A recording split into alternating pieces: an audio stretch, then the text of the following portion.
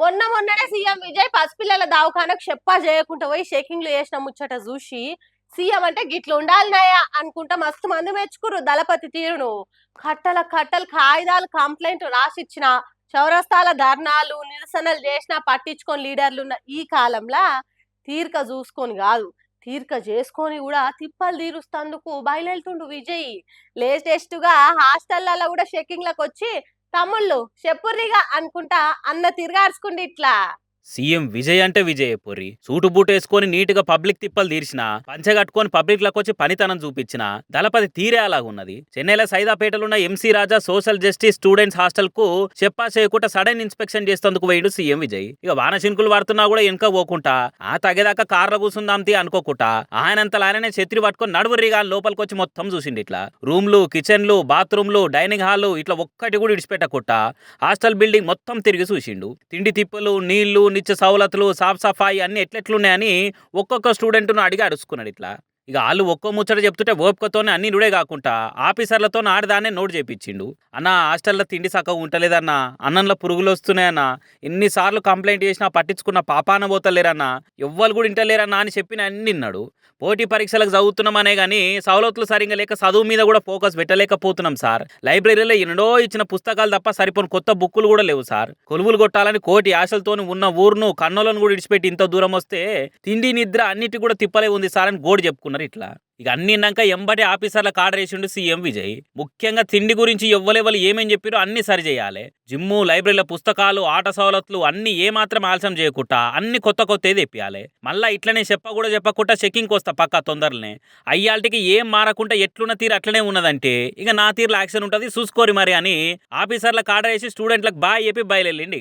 ఇక ముందే చెప్తే మంచిగా బిల్డింగ్ అంతా పినాయిల్ వేసి కడిగి కమ్మటి వంటలు వండి ఏడాదిలో అన్ని రోజులు ఇట్లనే నీట్గా ఉంచుతున్నాం సార్ అని నమ్మించే ఛాన్స్ ఉన్నది. కాబట్టి ఇట్లా మాట కూడా చెప్పకుండా పంచ కట్టుకొని ఇదే పని పెట్టుకొని చెక్కింగులు చేసిండు. ఇట్లా మరి విజయ్ ఇట్లా సడన్గా వచ్చిండు కదా, మీ హాస్టల్కి ఏమనిపించింది మీకు అని అడిగితే సీఎం లెక్క కాదు, ఊరికెళ్ళి చూసిపోని వచ్చిన మా సొంత అన్న లెక్క మేము చెప్పిన అన్నిని దగ్గరికి పిలుచుకొని నేనున్నాను భరోసా ఇచ్చిపోయిండు మా దళపతి అని అనుకుంటే హాస్టల్ ఉన్న స్టూడెంట్లంతా మస్తు ఎమోషనల్ అయ్యారట. కొలువులు వేయుర్రి, పోస్టులు వేయుర్రి, సవలతులు చక్క చేయుర్రి అని పొట్ట చేత పట్టుకొని రోడ్లెక్కి పొట్టు నిరసనలు, ధర్నాలు చేసినా పట్టించుకోకుండా మీదికెళ్ళి అరెస్టులు కూడా చెప్పించే కొన్ని సర్కార్లు మరి విజయ్ తీరు చూసినా మారితే మంచిగా కూడా అనుకోబట్టిరు దళపతి పాలన చూసిన జనాలు.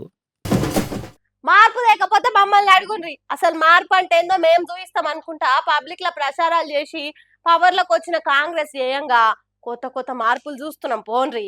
ఇక హామీలు, 6 గ్యారెంటీల మీద మాటల మార్పు, మతి మార్పు అసొంటి ముచ్చట్లు పక్కకు పెడితే ఆర్టీసీ బస్సు లోపట రాసే బోర్డులు అయితే రాష్ట్రంలో కాదు దేశంలోనే ఇదివరకు ఎన్నడు చూడని మార్పు తెచ్చారు. ఇట్లా రాష్ట్రంలో రాక పవర్లకు వచ్చిన కాంగ్రెస్ సర్కారు ఉండి పైసలు ఖర్చు చేసి పెట్టే స్కీములు, హామీలేమో గాని ముందుగా అయితే చేతులకెళ్ళి పైసలు పెట్టే పని లేకుండా మహాలక్ష్మి పథకం కింద ఫ్రీ బస్సు ఇచ్చిన ముచ్చట తెలిసిందేనా. ఇక ఏమంటే లేడీస్ కు ఫ్రీ బస్సు స్కీమ్ వచ్చిందో ఏ ఆర్టీసీ బస్సులో చూసినా కొట్లాటలేనా. పైసలు పెట్టి టికెట్ కొనిపోయే మేము నిలబడిపోవాలి, పుక్కట్ల ఫ్రీ పథకం కింద పోయే మీరు మా సీట్లలో కూసుట్రా అని మొగోళ్ళతోటి రోజు పంచాదిలేనాయే. ఒకరిని చూసి ఒకళ్ళు మొగోళ్ళంతా మొత్తుకునే వరకలా ఏంది హామీలో గవర్నమెంట్ కడతలేదా మా టికెట్ పైసలు అని అనుకుంటా మహాలక్ష్ములంతా మంట మీద ఫైటింగ్ కు దిగేది. వామ్మో కొట్టుకునే దాకా పోతుంది అయింది ముచ్చట అని పాపం కండక్టర్లు ఓ దిక్కు టికెట్లు కొట్టుకుంటేనే చిల్లర్ లెక్క పెట్టి ఇచ్చుకుంటేనే ఇంకో దిక్కు ఇలా నాప పట్టుకుంటా ఊకరి అని సంధాయించేది అందుకే సరిపోయింది. ఫ్రీ బస్సు స్కీమ్ తెచ్చి 2 ఏళ్ళైనా ఇంకా ఇటువంటి కొట్లాటలు కానొస్తూనే ఉన్నాయి. మరి చూసి ఒక్కొక్కరికి చెప్పి ఓపిక చచ్చిపోయిందో